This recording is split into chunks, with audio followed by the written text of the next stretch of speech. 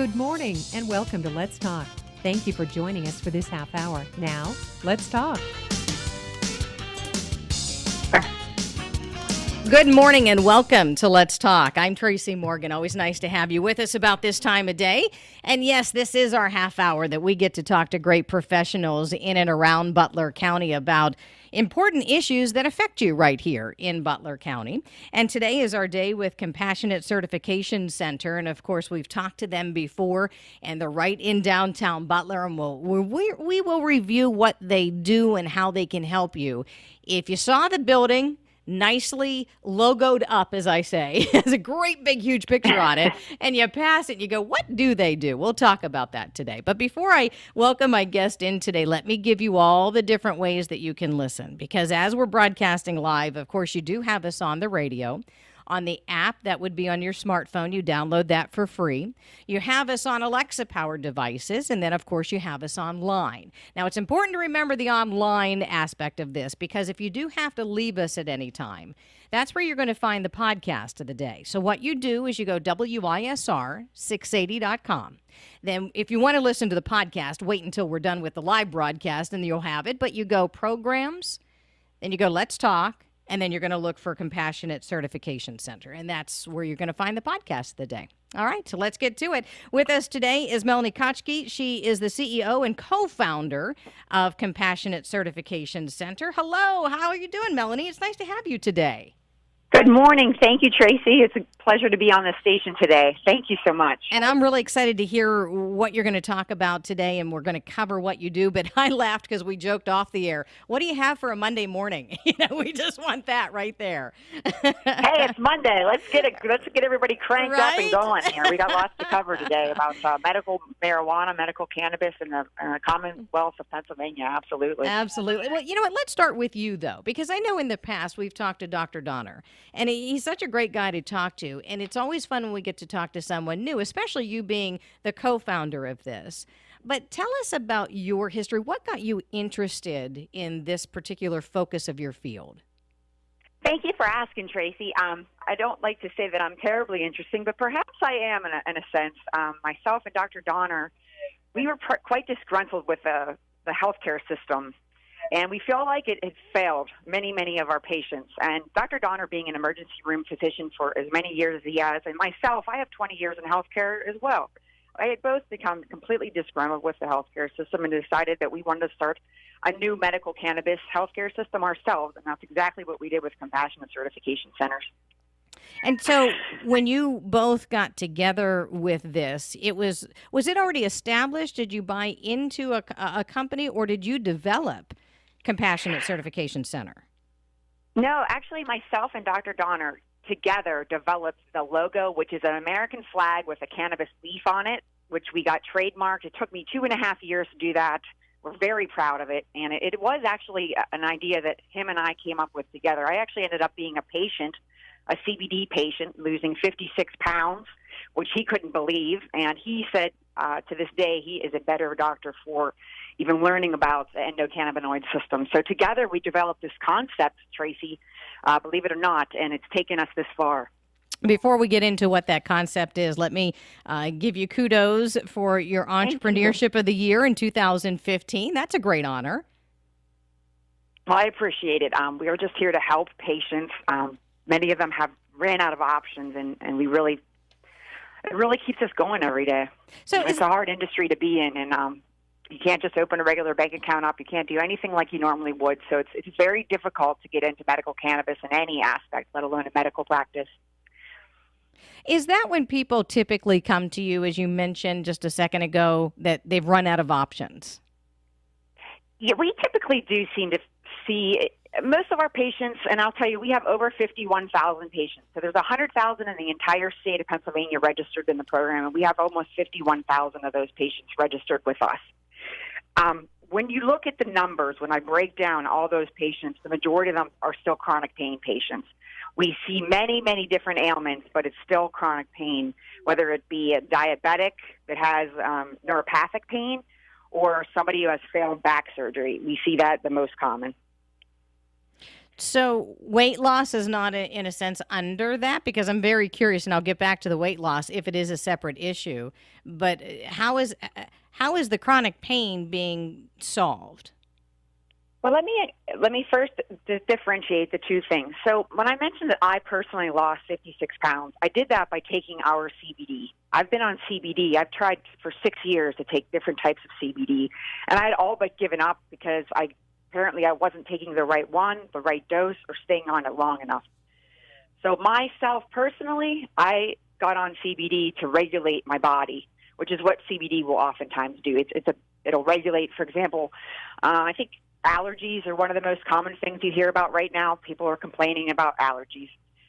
CBD will regulate and balance the body. I'm not going to make medical claims. I'm just going to say on the air that CBD could potentially help regulate any kind of dysregulation or inflammation, which is what an allergy is an inflammation. So that's the difference between CBD, you do not need a medical card for. We are regular doctor's offices, just like any other. We have specialists in medical cannabis. So when you see us for medical cannabis, you can get your medical card, but you can also purchase CBD. So two different things. Well, then, and that's why I wanted to connect the weight loss with the chronic pain, and I'm glad you mentioned it because it's about inflammation, isn't it? At least in that area of life, yeah. And in fact, I've been I was a chronic pain patient for so long. This is often what happens. People will call us on the phone and say, here's an example. I'm depressed. Okay, can I get my medical card? Well, technically, depression isn't listed as one of the 21 qualifying conditions. However, how did you get depressed? Okay, you have lower back pain. You have back surgery. Oh, you haven't worked in 5 years. I see. These are all the types of things that we find out when people call us or get on our chat line or stop in at Facebook and see, will I qualify for my medical card? And oftentimes we say, no, if you're just depressed, depression isn't listed as a qualifying condition, but how'd you get there? All the other medical conditions might be listed as one as well. So let's talk about the medical marijuana and what it does to the system, because as we've talked to Dr. Donner in past shows on Let's Talk, he was, of course, expressing the fact that this does not make you high, and there is a difference, and I'd like you to explain that as well. But what is it doing to the system that it is healing the system? Well, for each patient, it's really different, and those type of medical questions I like to defer to Dr. Donner more than anything. Because our job is really to meet with the patient, get their medical records, review them, and ensure that they meet the qualifying condition. If they do, they can leave with their card. In a couple of days, they'll get in the mail, and they'll be able to go to the dispensary and figure out the right medication for them. Or they can book an appointment to come back and see us for an additional follow-up. So is the primary goal when we come to you is to get that card to make sure that we are qualified to do that. And then and correct me if I'm wrong, am I understanding you right? Then when we go to the dispensary, then they would figure out the best product for us and the amounts, or do you help take care of that as well? The dispensary should help with a pharmacist if the patient decides to meet with one when they get to the dispensary. When they meet with a medical physician, such as one of our clinics, and this is what's really important, we specialize in medical cannabis, so we do talk to the patient about their prior use or current use, if there is any, and what it's going to be like when they go to the dispensary, what they need to look for, and what kind of questions they need to ask. So Compassion Certification Center is located on 127 East Cunningham Street in Butler, is one of our 10 clinics where the patients can do that. And once they leave, they can go to any dispensary that they'd like. Can they go out of state, cross lines, or do they stay in Pennsylvania? Pennsylvania medical cards are only good for Pennsylvania. Some states have reciprocity. There's currently 9 other states that do. Pennsylvania is not one of them. So are we allowed to go in Pennsylvania, of course, and get the product that we need, and then are we allowed to go over state lines with it? No, you're not, because there isn't reciprocity in other states than Pennsylvania. 9 other states do have reciprocity. We do not. So tell me about the conditions that we can currently get a card, and then what are the new conditions that are either being added or being looked at? Oh, that's a great question. There's currently 21 qualifying conditions. And believe it or not, the majority of patients do fall within those 21 conditions. The new ones that we're looking at, without risk of boring you, I don't know if you want to go through each of the conditions, Tracey, but the new ones are anxiety and Tourette syndrome, which Dr. Rachel Levine recently announced. She plans to add those and potentially some others by the end of August. And so we're really excited about that. Yeah. That would mean that anybody who had a panic attack, anybody that has anxiety documented in their medical records would then qualify for a medical card after they've seen us, if they have the appropriate documentation. Well, and I would like you to mention some of the conditions that people can get the card, because when you mentioned Tourette's and that's being looked at, hoping to add that to the list, if I understand it correctly, Tourette's is along a spectrum that spectrum could include ADHD or ADD or those kinds of conditions as well if you're looking into the medical field. And so ADHD, ADD, are they already covered? Like, what is already covered? That's a great question. In many states, so there's 33 states that have approval for different qualifying conditions, and each state is different. Some of them have the same underlying themes, and some of them have some real outliers. PA includes, for most of the states, PA, in my opinion, has more conditions than some of the other ones. And that would be anything from, Tracey, addiction substitution therapy. So opioid reduction. So you have a patient who has been on opioids and they have failed or weren't able to continue on this. They became addicted perhaps. They would qualify for their medical card perhaps. Autism is on the list. We have many, many, many, many children with different types of autism coming in to see us, as well as different spastic movement disorders. For example, even just chronic muscle spasms is a very common qualifying condition. It's interesting when you say muscle spasms and then you say Tourette's, because they are closely related, but I know the doctors would have certain criteria to be able to diagnose one or both or neither. But why muscle spasms? Why are they okay now, but Tourette's is being looked at? So the people that make these decisions aren't always physicians, and you'll see that in every state. You'll see some overlapping, questionable. Well, why did they, for example, include inflammatory bowel disease, and then they also included Crohn's? You see how closely IBS and Crohn's is, but yet they listed them separately. Both have very, very common underlying themes. So you'll see that with the PA program, that there may be some overlying differences where you could have put a category such as anxiety will be a very large category in which many things fall under, just like neuropathic pain. Many categories fall within those. So my point is this, Tracey. If someone has a question, if they don't know if they qualify or not, all they have to do is call, get on a chat line, and one of our representatives will walk them through the program and answer their questions to the best of our ability. If you say that these people who are making the final decisions aren't doctors, what kind of advice are they taking in? Do they have a panel of doctors that gives them some suggestions and helps them along with the decision of what falls into a medical category? Oh, absolutely. The Pennsylvania healthcare program is amazing. They have put better than any other state I've ever seen, in fact. They've put a really nice board together of people that weigh in on these decisions. But like I said, they're not all physicians, so there could be some categories that could be named a little better.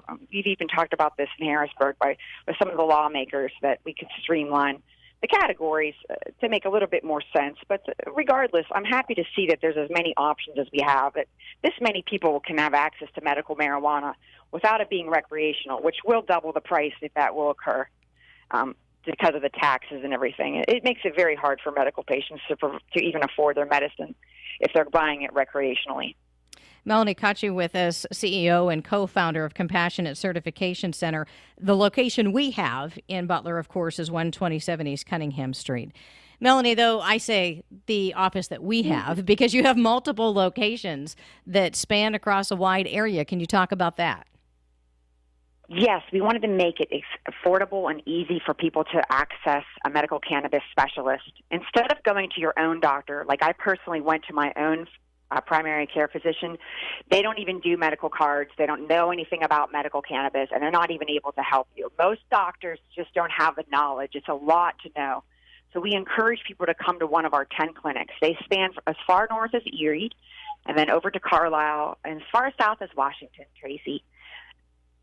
And that's a good span because you did say we could go to any location. Is that right? Or tell us the process, because once we get the card, do we need to come back to you? You say you have great professionals. We've talked to Dr. Donner before. How often do we come back to Compassionate Certification Center? Once a year is what we require our patients. There are some doctors who will hold cards and ask patients to come back each month and pay that fee. We've seen that happen, and we don't think that that's very good business practice. We ask the majority of our patients need to come in once a year to have their medical card certified and then recertified. But we do have a number of parents and children who come in once a month even for a CBD consultation. We're opening those up even more. And what is involved in a CBD consultation? It's very simple. It could be done over the phone or it could be done in the office. We help patients find the right dose of CBD. So, Tracy, once they come and see us or into any of our medical office and get their medical card, a patient may go to the dispensary and need some additional help. And that's what we offer, is a consult to figure out what dose and strength and ratio of THC to CBD you might need to be on even after you leave the dispensary, because things change in your health. And over time, we want to make sure that we give the kind of good follow-up that each patient should have. So let's talk about the ages that you help, because it's no surprise. It's not new news that kids are being helped by medical marijuana. But what is the age range that you typically help? That's a great question, and that's one of the top 4 or 5 myths that we always have to talk about, is that you have to be 21 or older to obtain a card, and that's simply not the case. You need a caregiver. Any child can get their own medical card, but they have to have their own caregiver to do that. And it's most common with autism and seizure disorders, although, like I said, any patient can get a medical card. You just need to have a caregiver. The medical card, does it have the kids' information in it or on it, I should say, or does it have the caregivers, or both? I mean, how do you go to a dispensary to make sure that the medicine, the medical marijuana, or the CBD, or whatever is the product that they're getting at the dispensary is going to the right person? Here's all you have to do. Anybody that wants to get a medical card at any age or any caregiver needs to call 888-316-9085. Let us know if they want to be a caregiver, and if so, we'll give you all of the instructions to go to healthcarepa.gov and go through what it is to become a caregiver. That's also found on the internet with the website, the Department of Health, the PA Marijuana Overview Program. So anybody that wants to find more information, there is a process, and that's probably the easiest way to do it would be to call us or to go online at healthpa.gov. Melonie, is a caregiver only an adult for a child, or is a caregiver also an adult for like their adult parents? Anybody can be a caregiver who can pass a background check with the Department of Health, and it could be a child or an older person. They're simply a caregiver. That's a good question as well. Thank you. I mentioned that, or you mentioned, I should say, a myth that you have to always dispel. And you gave us that answer, and that's great. But what are some of the other myths that you constantly run into that you know are coming because you deal with a lot of people? But what are some of those myths? We do, and I'm happy to tell you that one of the things that people call about all the time and ask, they just don't know if they'll qualify. They don't understand the process. It is confusing, but actually it's pretty simple. We're just like any other doctor's office. We need to get your medical records. We can get them for you confidentially, or you can bring them into our office. Either way, it's very simple. But one of the myths is, do you take credit cards or do I have to pay with cash? We take cash or credit cards. Health insurance does not cover medical cannabis visits yet, and it doesn't cover your medical cannabis yet at the dispensary. So it's a cash business. So we hear that all the time. That's one of the myths. Do you have another myth? Once I get certified, can I switch doctors? So, for example, we have a lot of people that went to a doctor that they hold their cards for a month and make them pay $200 or $300 or $400 a month, whereas we ask for $200 per visit per year. So yes, any patient can switch doctors. They can always come to us at Compassionate Certification Centers. You see a lot of people popping up, but we're the ones that have started this. We are the first in the state to do it, the largest, and we keep the medical records. So that's another myth we hear quite a bit, Tracy. Is that patients are stuck. They want to move doctors, but they're afraid, and they'll hold their records. We can get that stuff for them. We fight for our patients. We write letters to employers. We've only had a couple of issues like that, but it's still a new program, and I just want people to know that we're here for them throughout the process. Would people particularly be going from a PCP over to you? And the reason I ask that is because they would be only going to you for the medical marijuana cards, right? When you go to a PCP, you can talk to the PCP about anything that's happening in your life. You can talk to anyone that's a doctor of yours currently with, if you'd like to, whether they're registered to do the medical certification cards or not. What I'm saying is, if a patient comes to us and schedules an appointment and they've already got their card at another doctor's office, we can still see them and recertify them for a new card. They don't have to stay with their existing doctor. And I appreciate that. And the reason, and the purpose behind my, yeah, it does. The purpose behind my question is I didn't want people to think I'm leaving my PCP to come to Compassionate Certification Center. So then if I break my toe, I can come to my doctor at the Compassionate Certification Center. It's not that kind of situation. That's correct. So I just want to specify that if you're going to Compassionate Certification Center, they have a specific goal in mind to help folks, but they still want they want to help you. I mean, that's the reason and purpose behind everything is to make sure that you're getting healthy. And so, Melonie, explain to me, when people come to you, they feel like they've gone everywhere and they haven't found their answers, and you're helping them out with medical marijuana or CBD, again, whatever product is beneficial for each individual. Do people still have to change their lives to become more healthy or healthier, whether it's exercise or food? Because there are so many people out there, and some may be listening right now, that say, I go to the doctor, but then I don't change my lifestyle at all. I'm a big fan of changing in general, so I don't push my values off on other people, and I don't appreciate them pushed off on me as well. I think that anybody that gets their medical cannabis card and can legally consume medical cannabis is already on the path to being a healthier person. I think that just by default, even just trying CBD, a lot of people stop taking traditional pharmaceuticals and medicine. So inevitably, it's going to happen anyway. Whether we proactively push that on patients or not is something that we put in our book when you get your medical card with us. We always give them a big congratulations. I joke around and laugh. I love my primary care physician, but I wouldn't have a baby with one. I wouldn't go and have I wouldn't go and have a baby with a cardiologist. I joke around and say you wouldn't get your medical card at your PCP office either. It's just not mostly what they do. So 127 East Cunningham Street in Butler, of course, the location right here in Butler. And folks, if you've driven past it, you've seen the big picture, which I love because it's obvious that you're there. Sometimes buildings may not have that large display and you pass them right up. But this is very easy to get to, easy parking, and you can just go ahead and I say go right in, but you want to make an appointment. So again, how do we get a hold of you, Melonie, and your contact information? And then we're going to just talk about your final thoughts about today's conversation. Thanks, Tracy. Yeah, we are located on 127 East Cunningham Avenue. The signage is a bit obnoxious, I will admit, but it's nice to be seen on the corner across the street from the Rite Aid where the bus station used to be. That office, if you want an appointment, 888-316-9085. You can find us on Facebook or online. We're at cccregister.com.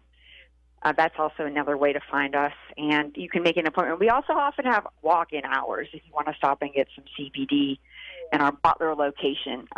We have walk-in hours Tuesday this week, Wednesday, and Thursday. So the walk-in hours, is that only for CBD, or do we have the opportunity to see a doctor or sit down with somebody to ask or answer our questions? The great thing is all of our offices have somebody you can sit down with, register yourself with the Department of Health, go through a CBD consultation and or look at our products, and come back when there is a doctor in, if there isn't that day or if there isn't room on a day when there is one. So again, the process would be that you have to register first and then you would see the doctor. You don't get to see the doctor first without getting all the paperwork done beforehand. Yes, and we do that all for you if you are unable to, or oftentimes we'll say, because the program, Tracey, is all online, somebody has to have an email address, and a lot of our patients are very sick. They can't always do that. So I say, hey, grab somebody that's a loved one. You don't always have to go through the caregiver process, but you do need to have an email address set up so you can register with the Department of Health. And if you don't, we can even set that up for you. We'll help you obtain your medical records and get you in to see a doctor so that you can start your journey of healing with compassionate certification centers, opening up your endocannabinoid system, and getting your medical card here in PA.